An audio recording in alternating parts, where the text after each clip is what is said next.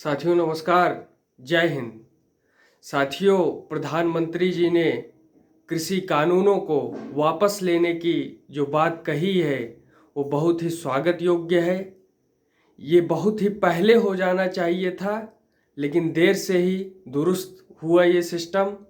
और हमारे प्रधानमंत्री जी ने जो निर्णय लिया ये बहुत ही स्वागत योग्य है।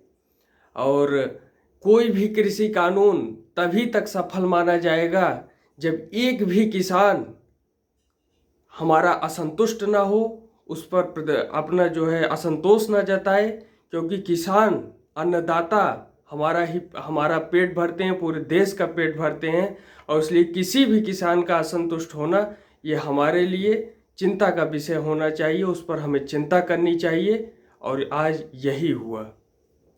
साथियों, आज हम चर्चा करेंगे कि वो कृषि कानून क्या क्या थे जिसके कारण इतना विवाद उठा और समस्याएं बढ़ने के कारण सरकार ने इसे वापस लेने का, रिपील करने का जो है निर्णय लिया। आज उन कृषि कानूनों पर थोड़ी नज़र हम डालेंगे। सबसे पहला जो अधिनियम था वो था आवश्यक वस्तु अधिनियम 2020, the essential commodities amendment act.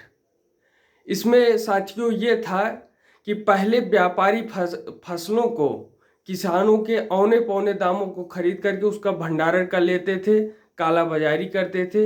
उसको रोकने के लिए इसेंशियल कमोडिटी एक्ट 1955 में बनाया गया था, जिसके तहत व्यापारियों द्वारा कृषि उत्पादों को एक लिमिट से अधिक भंडारण पर रोक लगा दी गई थी।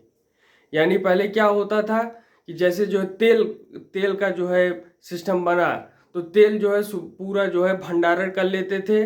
और फिर जो है जैसे तेल जो है बिक रहा है 80 रुपये लीटर, और फिर जो है जब वो बढ़ जाएगा 150 रुपये लीटर, 160 रुपये लीटर, जब तक जो है 80 रुपये है तब तक वो अपने भंडारण को बंद कर देंगे, कहेंगे हमारे पास है ही नहीं है।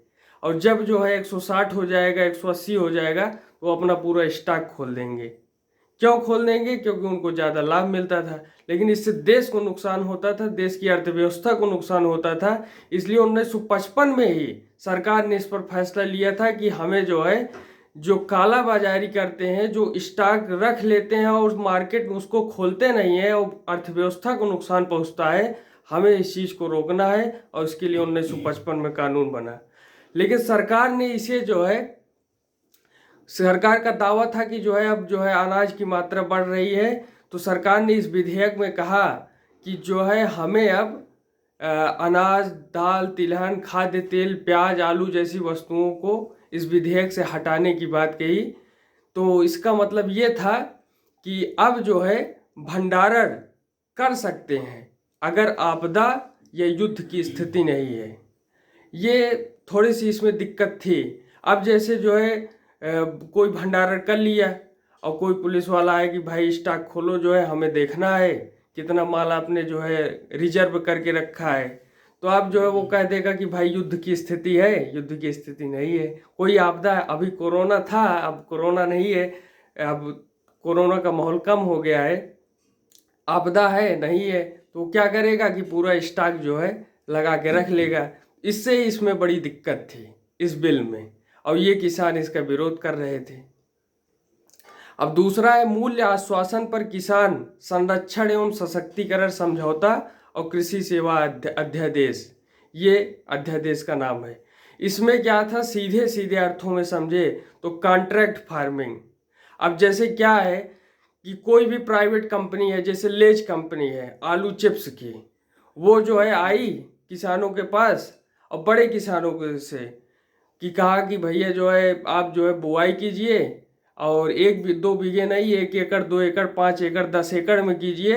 हम आपसे अगर जो है आप जो है 20 रुपये में आलू बेचते हैं, हम आपका 25 रुपये में लेंगे और इसको स्टाम्प पेपर पे लिख के देते हैं, और आप जो है इसको जो है आलू की बुआई कीजिए और हम ही को दीजिएगा। एक प्राइवेट कंपनी जाकर कहती है, और सब किसान जो है हम ही भर लेते हैं, तैयार हो जाते हैं। तो जो अनुबंध हो जाता है, कॉन्ट्रैक्ट हो जाता है पहले से ही, प्राइस बिफोर फार्मिंग, यानी बुआई से पहले ही हम कीमत तय कर लेते हैं, तो वही चीज़ हमारा कॉन्ट्रैक्ट फार्मिंग में आता है। इससे यह कदम फसल की बुआई से पहले किसान को अपनी फसल को तय मानकों और तय कीमत के अनुसार बेचने को अनुबंध करने की सुविधा प्रदान करता है। इससे किसानों का जोखिम कम होता है। ये सीधा सीधा अर्थ कॉन्ट्रैक्ट फार्मिंग का है। और इसका सीधा मतलब, अब लोग कहते हैं कि एमएसपी क्या है। एमएसपी का सीधा मतलब, जब यही प्राइवेट कंपनी जो लेज, जैसे कि मैंने उदाहरण दिया जो है आलू चिप्स बनाने वाली कंपनी लेज का, वो जो है कहती है कि जो है 1 एकड़ 10 एकड़ जो बुआई करो, मैं आपको जो है 25 रुपए की कीमत में आपसे खरीद लूँगा, तो किसान तैयार हो जाता है। तो अगर ये बात सरकार करे, सरकार ये कहे हम आपको इतने कीमत पे हर हाल में आपका जो है उत्पादन जो है खरीदेंगे, आपसे जो है आलू खरीदेंगे, गेहूं खरीदेंगे, सब कुछ जो है एक फिक्स रेट में खरीदेंगे और आपको संतुष्ट करने वाले रेट में खरीदेंगे, तो यही एमएसपी है, यही न्यूनतम समर्थन मूल्य है। ये अच्छा था। अब तीसरा है कि कृषि उत्पादन व्यापार वाणिज्य संवर्धन और सुविधा अध्यादेश, ये अध्यादेश का नाम है। अब इसमें जो है दिक्कत है, सबसे ज़्यादा झोल इसी में है।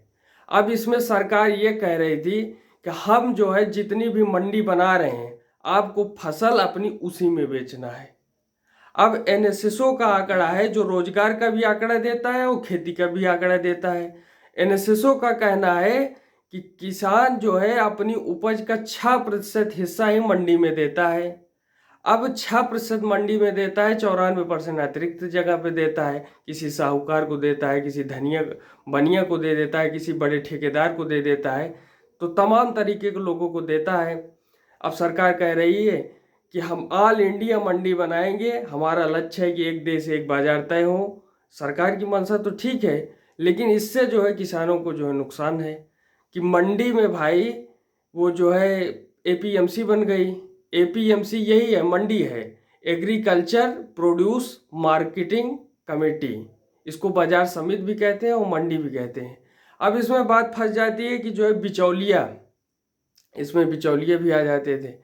पहले जब व्यवस्था नहीं थी तो बिचौलियों का ये काम था कि जो है अब जैसे किसी किसान ने जो है एक जो है ट्रैक्टर जो है आलू उत्पादित किया, अब जो है उस या तो जाके बाजार में बेचे। अब बाजार में कैसे बेचेगा? बाजार में बेचने के लिए उसको जगह चाहिए। अब वो जो है कोई किसी की दुकान पर बैठ के वो लगाएगा, कोई अपने दुकान पे जब उसे बैठने देगा तब वो बाजार में जाके बेचेगा। और अगर घर से बाजार दूर है तो वो जो है खर्चा करके जाएगा, फिर 2 दिन बाद बैठ जाएगा। तो वो क्या करता है कि किसी साहूकार की या किसी जो व्यापारी किसान है, जिसे बिचौलिया आढ़ती कहते हैं, उसके पास जाएगा। वो जो है बताएगा कि अगर 25 में आलू चल रही है तो मैं 20 में ही खरीदूंगा, 25 में आलू चल रही है तो 20 में खरीदूंगा। तो वो जितनी भी बाजार मूल्य है उससे कम कीमत पे खरीदेगा, बाजार मूल्य से कम कीमत पे। अगर 25 है तो 15 में कहो खरीद ले, तो 25 का जो है 20 में खरीदेगा, 15 में खरीदेगा और बाहर जाके बेचेगा। इससे जो है थोड़ा किसानों को नुकसान पहुंचता था, लेकिन किसान मजबूर रहते थे।